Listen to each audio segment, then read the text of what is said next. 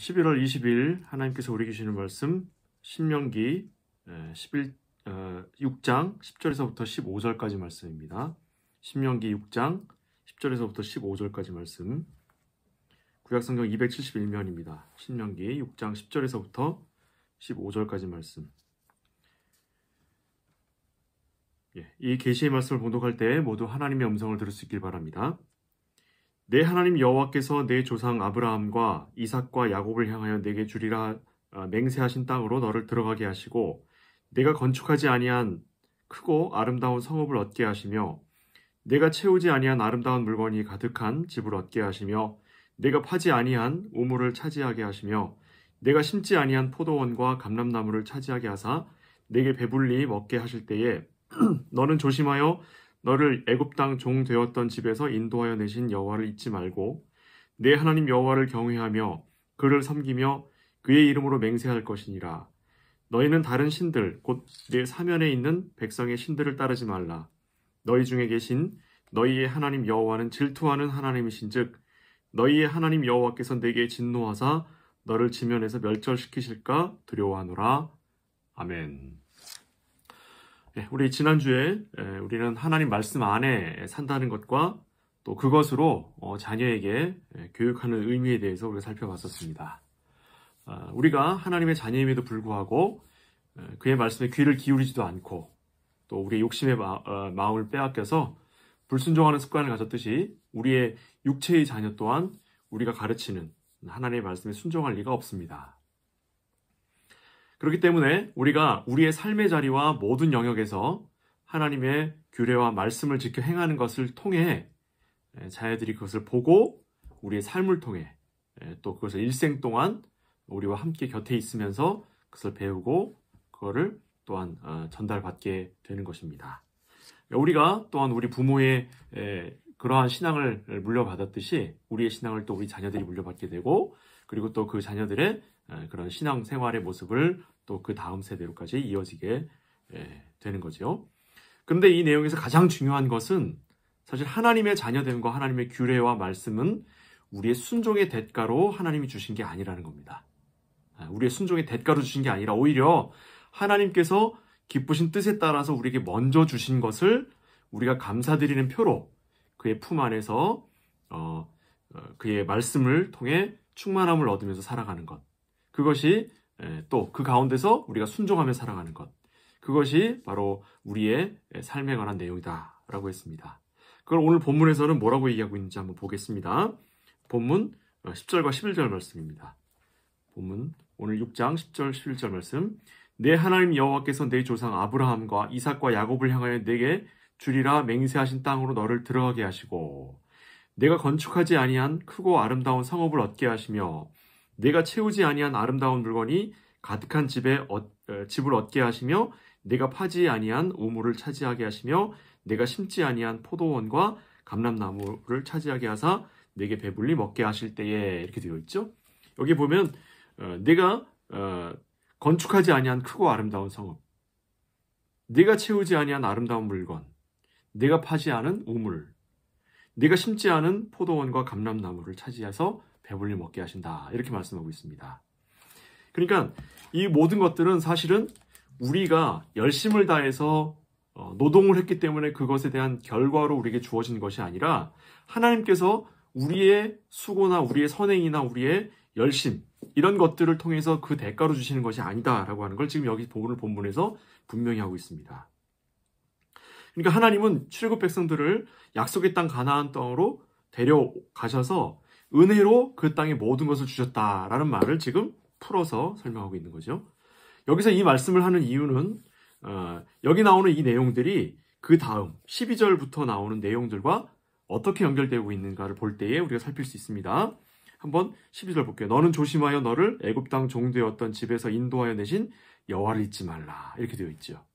여호와를 잊지 말라. 그러니까 하나님께서 우리가 짓지도 않고 우리가 파지도 않은 우물, 그리고 우리가 채우지도 않은 것들, 그 다음에 우리가 심지도 않은 것들을 우리에게 먼저 주시고 우리로 하여금 하나님을 기억하게 하고 하나님 말씀 가운데 살게 하시는 이유는 하나님이 어떠한 분이신가, 하나님이 어떠한 분이신가를 우리에게 알게 하시기 위해서라는 겁니다.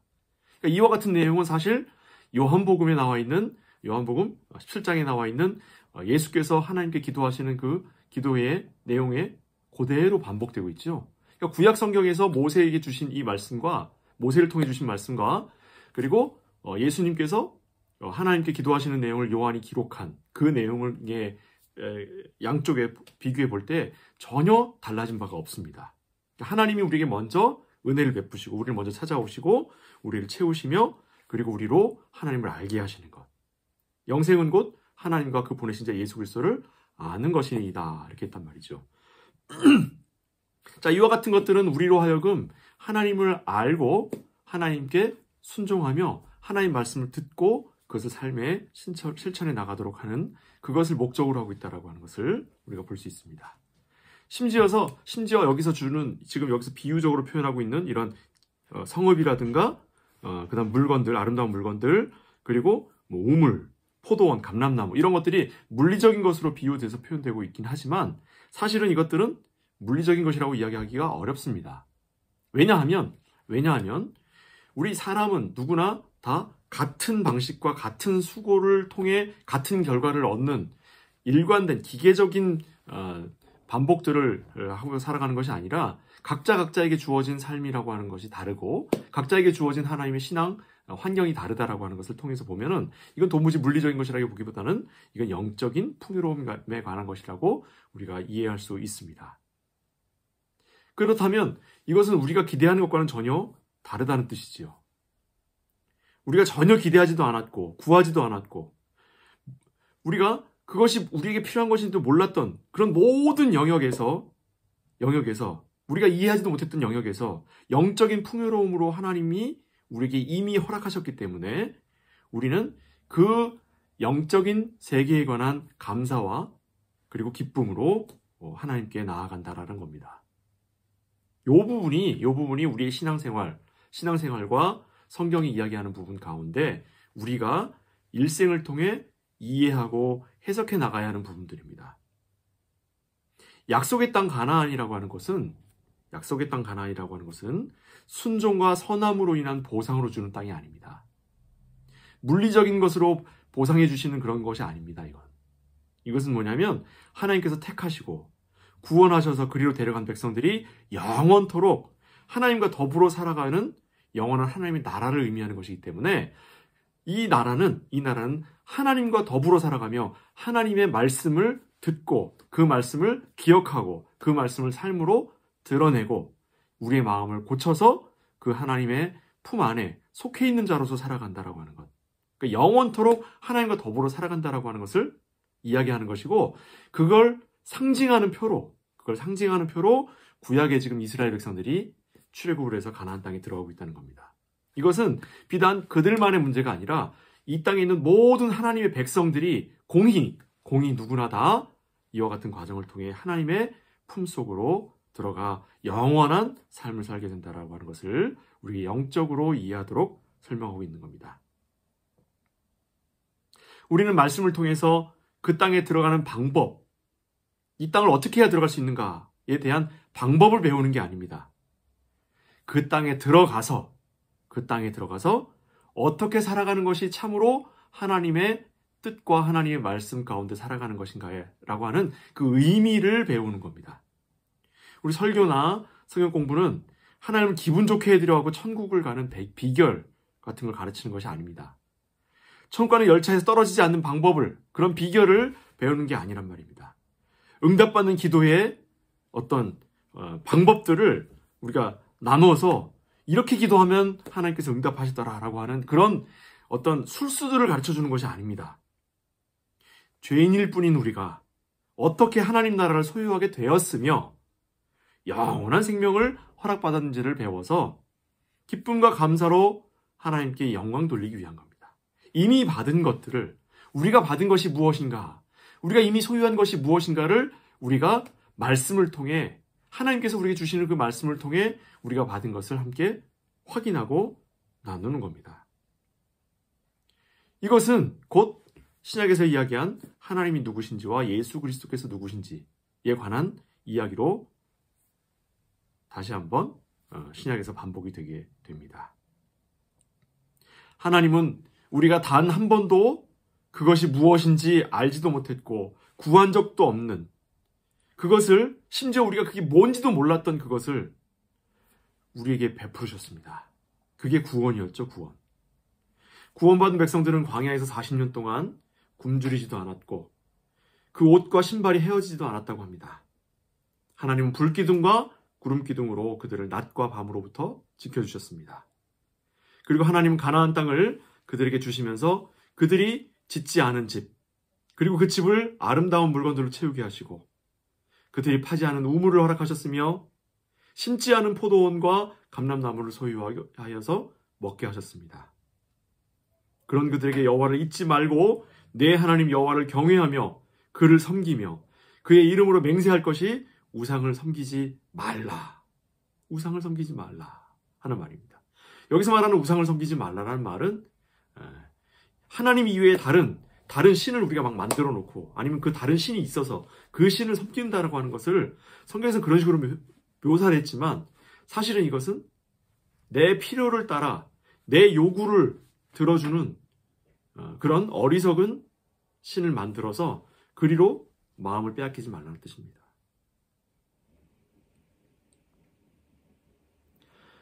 이 말은 너희 생명을 하나님께서 살려주셨으니 이제 너희의 주인은 하나님이다 라고 하는 것입니다.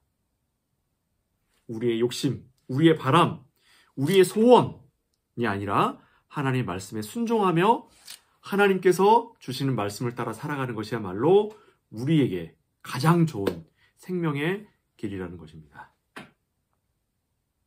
성도의 삶의 의미는 욕심을 해결하는 데 있지 않고 어떻게 살아가는 것이 하나님의 뜻에 합한 것인가에 있음을 우리 잊지 마시기 바랍니다. 하나님께서 이스라엘 백성들을 어떻게 구원하셨습니까? 왜 그들이 원하지도 않고 구하지도 않은 구원을 그들에게 베푸셨습니까? 왜 광야에서 그들은 굶주리지도 않고 하나님께서 인도하시는 그 인도하심을 따라 그들은 가나안 땅에 들어가 가나안 땅을 취하게 됐습니까? 왜 그들은 가나안 땅에 들어갈 때에 그들이 짓지도 않은, 그리고 그들이 파지도 않은, 그리고 그들이 심지도 않은 것들을 취해서 그들이 풍요롭게 살게 하나님께서 허락하십니까? 우리가 하나님의 자녀가 되었다는 것은 하나님께서 우리가 미처 구하지도 못하고 우리에게 무엇이 필요한지도 모르는 것을 우리에게 미리 알리시고 우리에게 채워주셨다는 것. 우리가 하나님의 자녀로 부름받았다는 것입니다.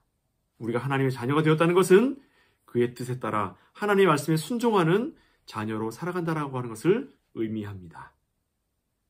짓지도 않은 집과 심지도 않은 포도원, 그리고 감람나무가 의미하는 것은 우리가 알지도 못하고 미처 원하지도 못했던 크고 풍성한 하나님의 은혜의 품에 안겨 살아가게 된다라고 하는 것을 비유적으로 설명한 겁니다. 그것은 하나님과 함께 동거하며 그와 함께 교제하며 살아가는 것이고 그의 식탁에서 먹으며 그의 품에 안겨 살아가는 것을 의미합니다. 하나님께서 약속하신 하나님의 나라에서 영원토록 그의 품 안에서 살아갈 것을 우리에게 주셨는데 우리는 우리 눈에 보이고 우리에게 감각되는 물질 세계에 썩어 없어질 것들에 마음을 두고 살아가는 것이 얼마나 어리석은 것인가를 하나님의 말씀은 우리에게 누누이 설명하고 있습니다. 그것이 곧 성경의 각 곳마다 우리에게 알려주고 있는 바이죠. 기독교인이면서 교회를 다닌 사람이면서 굉장히 빠지기 쉬운 실수가 있습니다. 그건 뭐냐면 세상에서 성공하기 위해서 열심히 살아가기 위해 힘을 달라고 하나님께 기도하는 사람들이 있습니다. 이것은 신앙이 아닙니다. 미안한 얘기지만 이건 신앙이 아닙니다. 신앙이란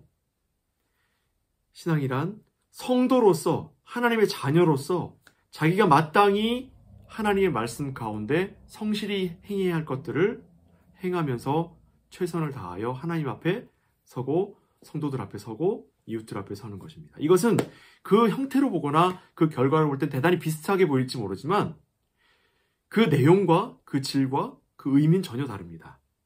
성공하기 위해 하나님을 이용하고 기독교를 이용하는 것이 아니라 하나님의 말씀과 하나님의 뜻과 하나님의 교회를 위하여 내가 어떻게 하나님 앞에 헌신할 것인가를 고민하고 하나님께서 우리에게 주신 말씀, 하나님을 사랑하고 이웃을 사랑하는 것에 대하여 내가 최선을 다하여 나를 내어드리는 것. 이것과는 이 두 가지는 전혀 다른 차원의 문제라는 겁니다. 성도는 자신의 건강과 환경과 삶의 자리 모두 하나님의 은혜로운 선물로 주신 것임을, 하나님께서 은혜로운 선물로 주신 것임을 알아서 최선을 다하는 삶을 살면서 다른 이들에게 고통을 주지 않고 서로 사랑하는 마음으로 살아가는 것. 이것이 성도가 살아가는 가장 기본적인 자리입니다. 그렇기 때문에 많은 경우에 배신을 당하기도 하고 이용을 당하기도 하고 아픔을 겪기도 하지요. 그 성도의 자리는 누군가를 짓밟고 일어서는 자리가 아니고 누군가의 마음에 상처를 주고 그 자리 위에 올라서는 것이 아니라 오히려 상처를 입으면서도, 오히려 미움을 당하면서도, 오히려 이용을 당하면서도 넘어지지 않는 것. 그것이 참 어렵지만, 세상을 살아가면서 참으로 어렵지만 그게 성도가 서 있어야 하는 자리가 아닌가 싶습니다. 그러나 이런 어려움 가운데서도 모든 삶의 내용을 하나님께서 주신 선물로 우리는 알기 때문에 넉넉히 견디며 하나님의 사랑에 의지하고 다시 일어나 최선을 다하는 것. 이것이 바로 성도가 가야 할 길입니다. 하지만 세상에 성공을 바라는 사람들은 사람을 자신의 목적을 위해서 수단으로 이용할 뿐이고 때로는 교회와 신앙과 하나님마저도 성공을 위한 수단으로 여기기도 합니다. 그들은 남과 비교하기를 즐겨하고 자존심을 내세웁니다. 그는 자신의 성공을 위해 이웃을 이용하기에 그들의 실패에 남몰래 미소 짓기도 합니다. 심지어는 다른 사람의 가슴에 큰 대못을 박으면서도 그것이 하나님의 이름으로 자기가 행한 일이라고 스스로 자위하기도 합니다. 요한복음 16장에 가면 이와 같은 얘기가 나와 있습니다. 요한복음 16장에 한번 가보겠습니다.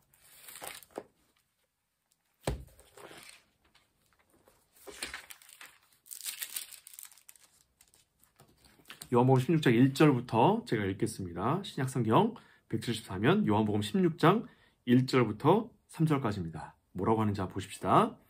내가 이것을 너희에게 이름은 너희로 실족하지 않게 하려 함이니 사람들이 너희를 출교할 뿐 아니라 때가 이르면 무릇 너희를 죽이는 자가 생각하기를 이것이 하나님을 섬기는 일이라 하리라. 그들이 이런 일을 할 것은 아버지와 나를 알지 못함이라. 자, 보십시다. 우리는 정의를 지키고 정의를 세우라고 고용된 사람들이 아닙니다. 우리는 하나님의 은혜로 사랑을 입은 사람들이라서 그의 자녀가 되었기 때문에 우리는 그 사랑으로 다른 사람들의 허물을 덮어주고 다른 사람들의 실수와 죄들을 우리가 용서하는 것, 그것이 우리에게 주신 하나님의 뜻입니다. 물론 옳고 그름에 대하여 분명한 선을 그어야 되고 그것에 대하여 냉철한 비판을 하는 것이 중요하겠습니다. 하지만 꼭 기억하시기 바랍니다. 그리스도인은 손가락질하고 비판하고 판단하는 자리에 있는 자들이 아니라 용납하고 위로하고 격려하는 자리에 있는 사람들이라고 하는 것입니다. 비판은 아무나 할 수 있습니다. 그러나 비판당해 찢어진 가슴을 위로해 주는 것은 하나님의 은혜를 입은 성도밖에 하지 못한다라고 하는 것. 그것 꼭 기억하시기 바랍니다. 자, 그렇다면 우리의 모습은 어떻습니까? 우리의 모습은 그러면 세상 사람들보다 얼마나 나은 모습인지 한번 스스로에게 자문해 보십시다. 제가 질문 몇 가지를 드려보겠습니다. 우리의 주인을 하나님으로 인정하고 살고 계십니까? 정말로? 내가 주인이 아니라 하나님이 주인이십니까? 하나님의 말씀의 빛에 자신의 죄 많음을 부끄러워하며 사십니까? 하나님께 사랑하신 그 사랑으로 이웃을 사랑하고 계십니까? 자신의 인생의 주인이 하나님입니까? 혹은 나 자신입니까? 정말로 우상으로부터 자유하십니까? 이와 같은 질문들을 늘 자신에게 물으면서 스스로의 신앙을 확인해 보아야겠습니다. 우리 성경에 성경 본문 말씀에도 이와 같은 질문, 이와 같은 내용들을 구체적으로 설명하고 있는 본문이 있습니다. 이사야서 1장 2절에서부터 17절인데 이 성경 본문을 여러분 찾아놓고 표시해 놓고 여러분들 틈이 날 때마다 읽으시면서 본인의 신앙을 좀 점검했으면 좋겠습니다. 이사야서로 한번 가보겠습니다. 이거는 다 같이 한번 찾아보겠습니다. 이사야서 구약 성경입니다. 이사야서 1장 2절부터 17절까지 말씀입니다. 구약 성경 967면입니다. 구약 성경 967면 이사야서 1장 2절부터 17절까지 말씀입니다. 이 본문은 여러분들 꼭 본인의 신앙을 점검하기 위하여 여러분들 꼭 표시해 놓고 틈이 날 때마다 읽으면서 과연 내가 신앙생활 바로 하고 있는가를 늘 점검하는 그런 본문으로 한번 좀 세웠으면 좋겠습니다. 이사야서 1장 2절부터 17절까지 말씀입니다. 본문이 좀 깁니다. 본문이 좀 긴데 제가 읽을 때 여러분들 눈으로 잘 따라오시기 바랍니다. 제가 읽겠습니다. 하늘이여 땅이여 귀를 기울이라. 여호와께서 말씀하시기를 내가 자식을 양육하였거늘 그들이 나를 거역하였도다. 소는 그 임자를 알고 나귀는 그 주인의 구유를 알건만은 이스라엘은 알지 못하고 나의 백성은 깨닫지 못하는도다 하셨도다. 슬프다 범죄한 나라요 허물진 백성이요 행악의 종자요 행위가 부패한 자식이로다. 그들이 여호와를 버리며 이스라엘의 거룩하신 이를 만홀히 여겨 멀리하고 물러갔도다. 너희가 어찌하여 매를 더 맞으려고 패역을 거듭하느냐. 온 머리는 병들었고 온 마음은 피곤하였으며 발바닥에서 머리까지 성한 곳이 없이 상한 것과 터진 것과 새로 맞은 흔적뿐이거늘 그것을 짜며 싸매며 기름으로 부드럽게 함을 받지 못하였도다. 너희의 땅은 황폐하였고 너희의 성읍들은 불에 탔고 너희의 토지는 너희 목전에서 이방인에게 삼켜졌으며 이방인에게 파괴됨 같이 황폐하였고 딸 시온은 포도원의 망대같이 참외밭에 원두박같이 에워싸인 성읍같이 겨우 남았도다. 만군의 여호와께서 우리를 위하여 생존자를 조금 남겨두지 아니하셨더라면 우리가 소돔 같고 고모라 같았으리로다. 너희 소돔의 관원들아 여호와의 말씀을 들을지어다. 너희 고모라의 백성들아 우리 하나님의 법에 귀를 기울일지어다. 여호와께서 말씀하시되 너희의 무수한 재물이 내게 무슨 유익이 있느뇨. 나는 수장의 번제와 살진 짐승의 기름에 배불렀고 나는 숫송아지나 어린 양이나 순념소의 피를 기뻐하지 아니하노라. 너희가 내 앞에 보이려고 오니 이것을 누가 너희에게 요구하였느냐. 내 마당만 밟을 뿐이니라. 헛된 재물을 다시 가져오지 말라. 분향은 내가 가증히 여기는 것이요 월삭과 안식일과 대회로 모이는 것도 그러하니 성회와 아울러 악을 행하는 것을 내가 견디지 못하겠노라. 내 마음이 너희의 월삭과 정한 절기를 싫어하나니 그것이 내게 무거운 짐이라. 내가 지기에 곤비하였느니라. 너희가 손을 펼 때에 내가 내 눈을 너희에게서 가리고 너희가 많은 기도할지라도 내가 듣지 아니하리니 이는 너희의 손에 피가 가득함이니라. 너희는 스스로 씻으며 스스로 깨끗하게 하여 내 목전에서 너희 악한 행실을 버리며 행악을 그치고 선행을 배우며 정의를 구하며 학대받는 자를 도와주며 고아를 위하여 신원하며 과부를 위하여 변호하라 하셨느니라. 아멘. 자, 보십시다. 우리가 하나님을 섬긴다라고 하면서 주일마다 교회를 가고 또 헌금을 하고 11조를 합니다. 또 우리가 신앙생활을 한다라고 하면서 여러 가지 일들을 하지만 그런 일들이 과연 정말 우리가 진심에 나와 하나님의 말씀에 순종하고 하나님을 내 삶의 주인으로 여기며 내가 참으로 하나님의 말씀 가운데 나를 내어드리는 마음으로 진심으로 하나님께 드리는 것인지 아니면 그저 종교생활하는 것인지 지금 이사야서 1장이 우리에게 묻고 있습니다. 너희가 만일에 진정한 마음으로 하나님 말씀에 순종하겠다라고 하는 표로 예배당에 나오는 것이 아니라 그저 종교생활하는 모양으로 나오는 거라면 그저 내 마당에 땅을 밟는 것뿐이라고 이야기합니다. 우리가 드리는 헌금도 하나님은 괴로워하시고 우리가 하는 기도도 듣지 아니하시며 우리가 하나님 앞에 손을 펼 때에 하나님은 눈을 가리신다고 합니다. 왜요? 우리가 하나님을 진정한 우리의 삶의 주인으로 여기지 않고 우리가 하나님을 나의 삶의 참된 주인으로 삼지 않기 때문에 나는 내가 원하는 것, 내가 소원하는 것을 얻기 위하여 하나님을 이용할 뿐이기 때문에 하나님은 눈을 감아버리신다고 합니다. 어떻습니까? 이와 같은 모습으로 우리가 하나님 앞에 서야겠습니까? 참으로 우리가 하나님의 자녀가 된 자들이라면 하나님을 사랑하는 데 있어서 정말 전심을 다하여 하나님을 사랑해야 되고 이웃을 사랑하는 데 있어서 진짜로 하나님께서 우리에게 말씀하신 바 우리의 마음을 다하여 나를 사랑하는 것과 같이 함께 사랑해야 한다고 이야기합니다. 이와 같은 말씀은 오늘날 우리에게도 적용이 됩니다. 하나님 앞에서 예물을 드리면서 예배하는 그와 같은 것으로 우리의 의무를 다했다고 생각하시면 절대로 안 됩니다. 우리는 하나님의 자녀이지 고용된 사람들이 아닙니다. 마땅히 자녀는 자녀답게 살아야 합니다. 은혜로 하나님의 자녀로 부름받은 우리 모두는 자녀에 걸맞는 수준까지 올라가는 그와 같은 놀라운 하나님의 은총을 누리시기를 주님의 이름으로 축원을 드립니다. 그래서 오늘 본문 말씀 통해서 우리가 하나님 앞에 나올 때에 하나님이 내가 미처 바라지도 않고 구하지도 않았던 그것을 하나님께서 이미 알고 우리에게 허락하셨으며 우리가 짓지도 않은 집을 우리에게 허락하셨고 우리가 파지도 않은 우물을 우리에게 주셨으며 우리가 심지 않은 감람나무와 포도원을 우리에게 줬다는 그 말씀을 꼭 기억하시면서 물리적인, 물질적인 보상이 아니라 하나님의 뜻 안에서 영적인 하나님의 자녀가 되었음을 우리 모두가 기억하고 그 하나님의 뜻 안에 우리 모두 형제임을 기억하면서 서로 사랑하는 저와 여러분 되시기를 주님의 이름으로 축원을 드립니다. 기도하겠습니다.